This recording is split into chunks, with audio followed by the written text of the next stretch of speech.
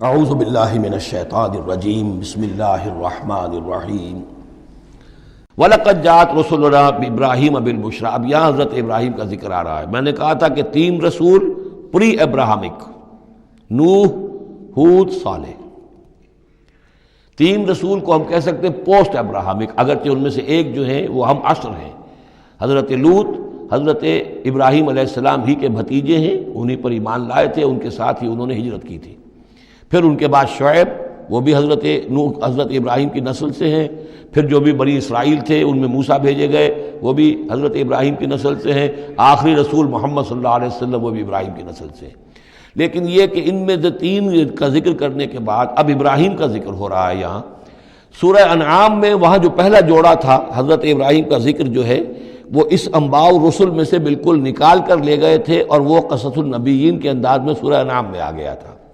یہاں اس جوڑے میں فرق یہ ہے کہ حضرت ابراہیم کا ذکر بھی یہاں شامل کر دیا گیا، لیکن فرق وہی ہے، یہ وہ انباء رسل کا نہیں، حضرت نوح، حضرت ہود، حضرت صالح، حضرت لوط، حضرت شعیب کے انداز میں ذکر نہیں ہے، بلکہ ایک انداز ہے کہ حضرت لوط علیہ السلام جن شہروں کی طرف بھیجے گئے تھے اور اس کی وہاں پہ بسنے والوں نے ان کی بات ماننے سے انکار کیا، تو جو عذاب الہی لے کر جو فرشتے آئے تھے جنہیں بھیجا گیا تھا وہ پہلے آئے حضرت ابراہیم کے ہاں، اور وہاں حضرت سحاق کی ولادت کی انہوں نے خوشخبری دی حضرت سارہ کو۔ بس یہ ایک واقعہ بیان کیا درمیان میں، ورنہ اصل مسئلہ جو ہے وہ حضرت لوط کا شروع ہوگا۔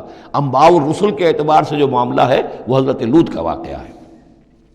وَلَقَدْ جَاءَتْ رُسُلُنَا إِبْرَاهِيمَ بِالْبُشْرَىٰ، اور ہمارے فرشتادے، ہمارے ایلچی فرشتے ہمارے بھیجے ہوئے آئے ابراہیم کے پاس بشارت دینے کے لیے۔ قالوا سلاما، انہوں نے آ کر کہا سلام۔ قال سلام، حضرت ابراہیم نے بھی سلام کا جواب سلام سے دیا۔ فما لبث ان جاء بعجل حنیذ، تو پھر ذرا بھی دیر نہ کی، فوراً گئے اور ایک تلا ہوا بچڑا ان کی ضیافت کے لیے لا کر سامنے رکھ دیا۔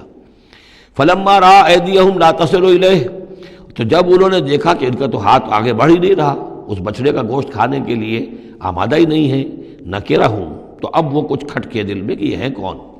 اس زمانے میں رواج یہ ہوتا تھا کہ دشمن جب آتے تھے کسی کو قتل کرنے کے لیے تو اس کا نمک نہیں چکھتے تھے، نمک خوار ہو جائیں گے تو پھر کیسے قتل کریں گے۔ تو ایک تو اندیشہ یہ ہوا کہ یہ کسی برے ارادے سے آئے ہیں جو میری یہ ضیافت قبول نہیں کر رہے۔ نکرہم واوجس منہم خیفہ، اور ان کے دل میں، حضرت ابراہیم کے دل میں ان کی طرف سے ایک خوف پیدا ہو گیا۔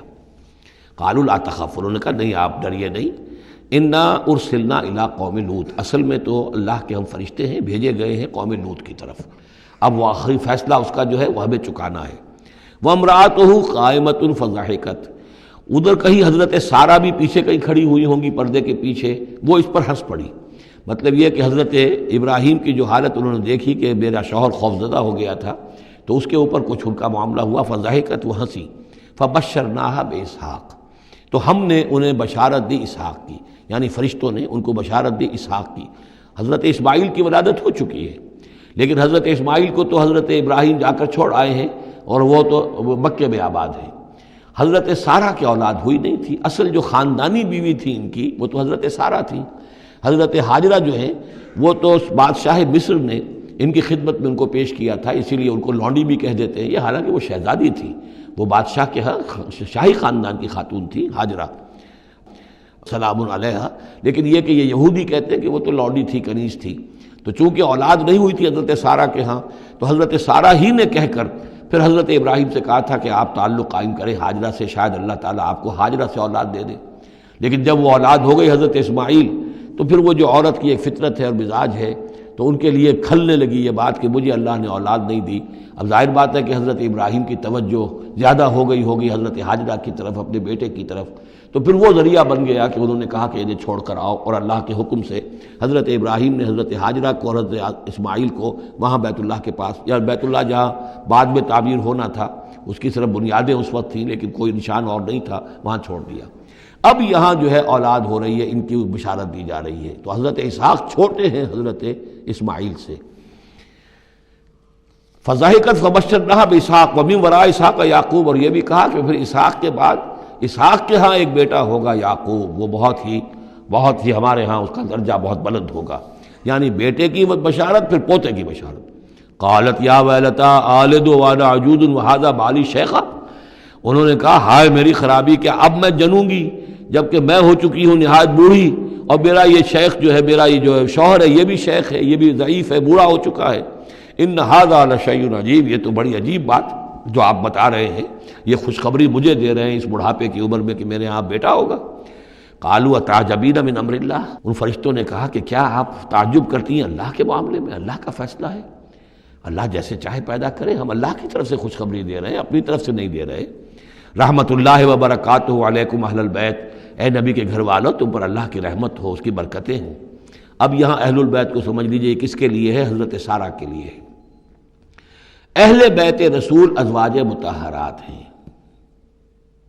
ان کی ایکسٹینشن ہے جو حضور نے کہا ہے اللہم ہؤلاء اہل بیتی، اے اللہ یہ بھی میرے اہل بیت ہیں۔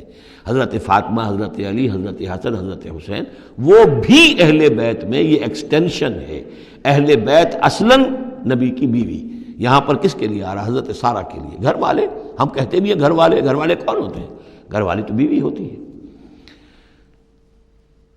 قالوا اتعجبین من امر اللہ رحمت اللہ وبرکاتہ علیکم اہل البیت انہ حمید مجید، یقیناً اللہ حمید ہے اور مجید ہے، بہت بزرگ ہے، بڑائیوں والا ہے، اور اپنی ذات میں ستودہ صفات ہے۔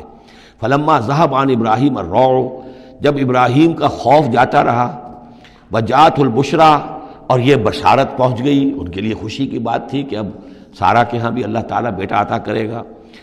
یجادلنا فی قوم لوط، اب اس نے جھگڑنا شروع کر دیا ہم سے قوم لوط کے بارے میں۔ یہ مجادلہ جو ہے یہ تورات میں بڑی تفصیل سے آیا ہے کہ دیکھو تم جو جا رہے ہو، اگر اس شہر کے اندر، ان بستیوں کے اندر 50 آدمی بھی راست باز ہوں گے تو کیا کرو گے؟ کیا پھر بھی ہلاک کر دو گے؟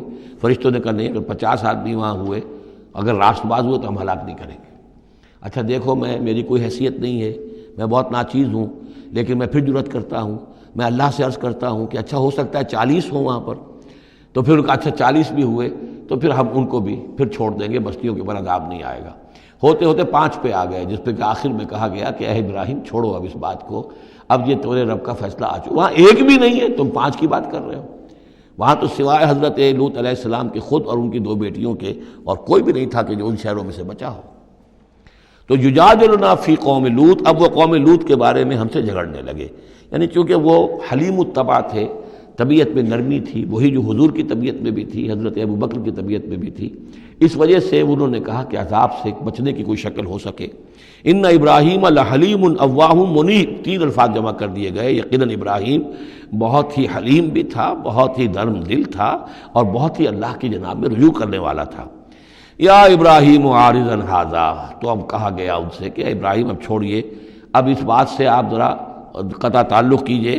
انہ قد جاء امر ربک، یہ تو اب آپ کے رب کا فیصلہ آ چکا ہے۔ وانہم آتیہم عذاب غیر مردود، اب ان پر وہ عذاب آ کر ہی رہے گا جسے لوٹایا نہیں جا سکے گا۔ صدق اللہ العظیم۔